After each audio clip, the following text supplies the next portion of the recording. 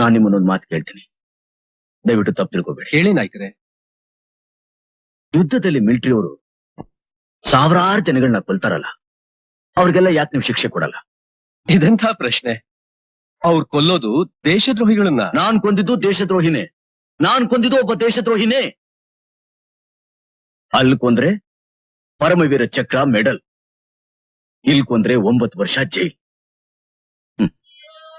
ಈ 9 ವರ್ಷದಲ್ಲಿ ನಾನ್ ನನ್ನವರೆಲ್ಲರನ್ನೂ ಕಳ್ಕೊಂಡ್ಬಿಟ್ಟೆ. ನಮ್ಮ ಮಾವ, ನಮ್ ತಾಯಿ, ಎಲ್ರು. ಸಾಹೇಬ್ರೆ, ದೇಶದ್ರೋಹಿಗಳು ದೇಶದ ಹೊರಗಡೆ ಇಲ್ಲ, ಒಳಗಡೆನೆ ಇದ್ದಾರೆ. ಅನ್ಯಾಯ, ಅಕ್ರಮ, ದೌರ್ಜನ್ಯಗಳನ್ನ ಮಾಡ್ತಾನೆ ಇದ್ದಾರೆ. ನಮ್ಮ ದೇಶದ ಸಂಪತ್ನೆಲ್ಲ ದೋಚಿ ದೋಚಿ ತಗೊಂಡು ಹೋಗಿ ಹೊರದೇಶದಲ್ಲಿ ಬ್ಯಾಂಕ್ ನಲ್ಲಿ ಬಚ್ಚಿಡ್ತಾ ಇದ್ದಾರೆ. ಬಡವ ರಕ್ತನ ಬಸ್ತು ಕೆಲವರು ಶ್ರೀಮಂತರಾಗಿದ್ದಾರೆ, ಬಡವರು ಬಡವರಾಗೇ ಇದ್ದಾರೆ. ಇದೆಲ್ಲ ನಮ್ಮ ಮಿಲಿಟರಿ ಅವ್ರಿಗೆ ಗೊತ್ತಿಲ್ಲ. ಯಾಕೆ ಹೇಳಿ? ಅವ್ರ ದೇಶಕ್ಕೆ ಬೆನ್ ಮಾಡಿ ಹೀಗೆ ನಿಂತಿದ್ದಾರೆ. ಅವ್ರಿಗೇನಾದ್ರೂ ಗೊತ್ತಾದ್ರೆ ಅವ್ರು ಅಲ್ಲಿಟ್ಟಿರೋ ಗುರಿನ ಇವ್ರ ಮೇಲೆ ಇಟ್ಬಿಡ್ತಾರೆ. ಹಾಗಾಗಬೇಕು, ಆದಷ್ಟು ಬೇಗ ಹಾಗಾಗಬೇಕು. ಅದನ್ನ ನೋಡೋದಕ್ಕೆ ನಾವು ಬದುಕಿರ್ಬೇಕು.